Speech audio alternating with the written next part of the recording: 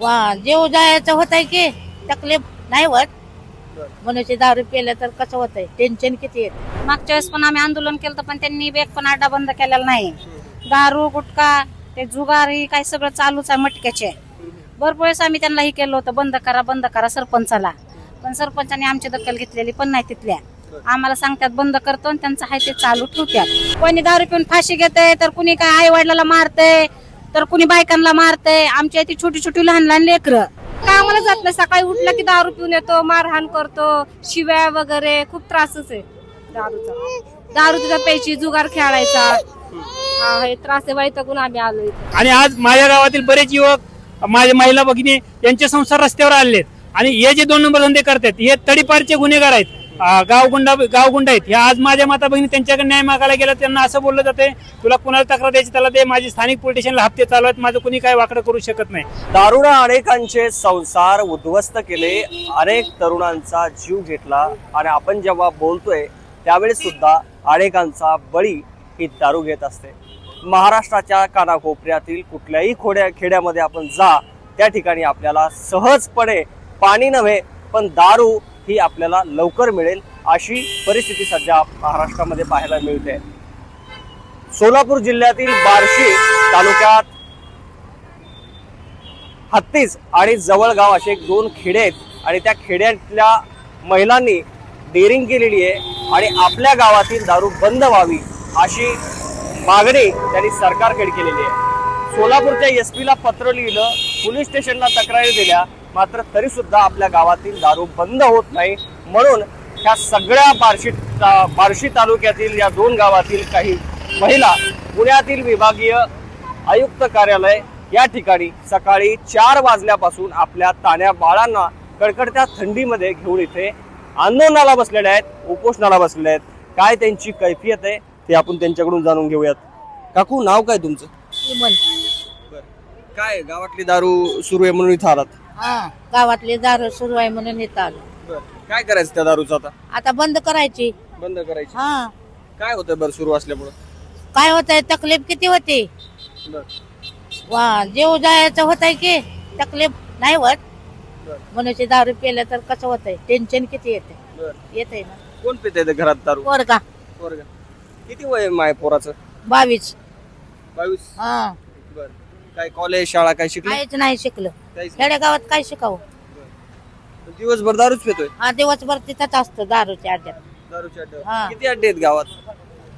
ते मला माहित नाही. पण गावातच भेटते. हा, गावातच भेटते. पण मग तुम्ही असं काही सरपंचाला सांगितलं किंवा पोलीस स्टेशनला सांगितलं घ्यायच्या आधी काही लोकांनी गावातल्या लोकांना सांगितलं तर गावातले लोक काय ऐकणार आहेत का आमच्या गरीबाचं?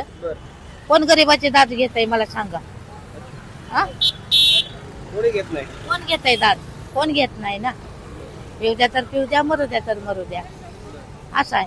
म्हणून तेवढं बंद करा. तेवढं तुमच्या घरात किंवा गावात काय सध्या सुरू आहे? काय त्रास होतो या सगळ्या दारूमुळे? आता माझ्या बघा तिथं माझं नाव आहे नंदा कांबळे, मी आहे वैराग बार्शीची. तिथं ना 4 अड्डे चालू आहेत सध्या. आता मागच्या वेळेस पण आम्ही आंदोलन केलं पण त्यांनी एक पण अड्डा बंद केलेला नाही. दारू गुटखा ते जुगारी काय सगळं चालूच आहे मटक्याचे. भरपूर वेळेस आम्ही त्यांना हे केलं होतं बंद करा सरपंचाला, पण सरपंचाने आमची दखल घेतलेली पण नाही. तिथल्या आम्हाला सांगतात बंद करतो आणि त्यांचं आहे ते चालू ठेवतात. आम्हाला एकच विनंती आहे की आमचे फक्त ते गावातले अड्डे सगळे बंद झाले पाहिजे आणि आमची माणसं घरातली सुरक्षित राहिली पाहिजे.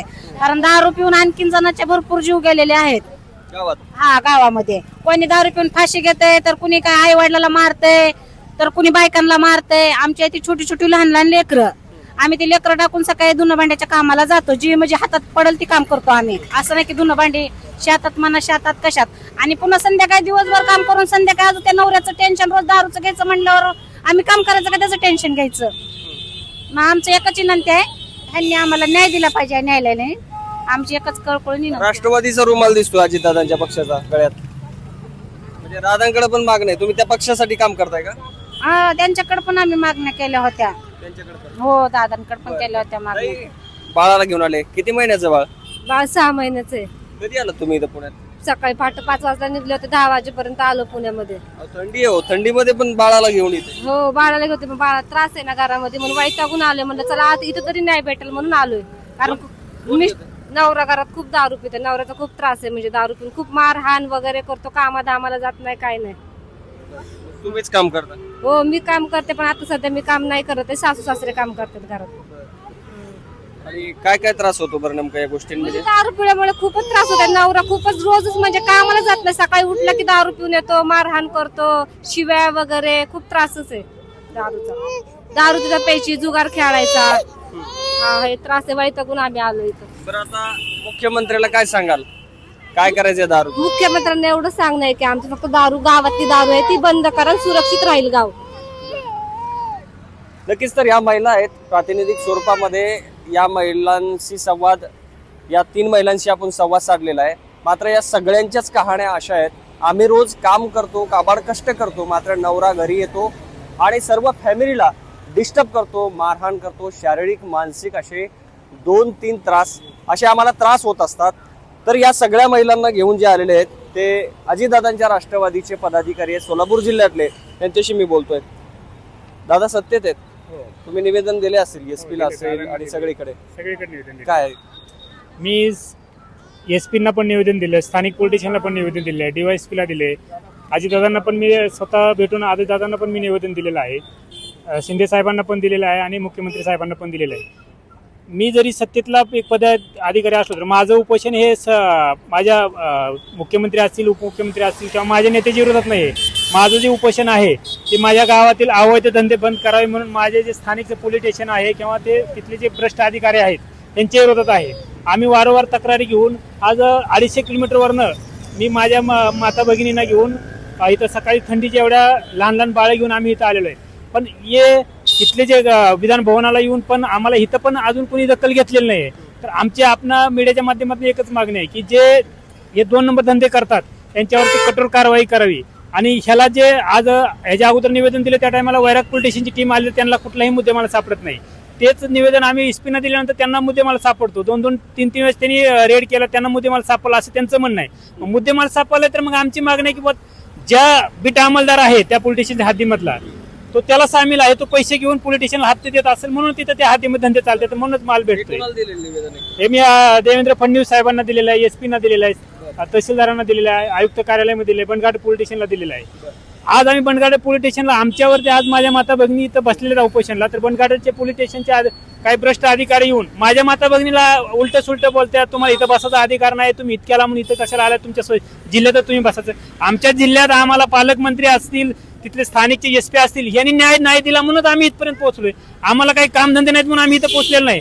आणि आज माझ्या गावातील बरेच युवक, माझ्या महिला भगिनी यांचे संसार रस्त्यावर आलेत आणि हे जे 2 नंबर धंदे करतात हे तडीपारचे गुन्हेगार आहेत, गावगुंड आहेत. हे आज माझ्या माता भगिनी त्यांच्याकडे न्याय मागायला गेला, त्यांना असं बोललं जाते तुला कुणाला तक्रार द्यायची त्याला दे, माझी स्थानिक पोलीस स्टेशनला हप्ते चालू आहेत, माझं कुणी काय वाकडं करू शकत नाही असं बोलल्यामुळे आज माझ्या माता भगिनी रात्रीपासून आम्ही रात्री 11 वाजता निघले, सकाळी पहाटे 4 वाजता आम्ही इथं पोहोचलोय.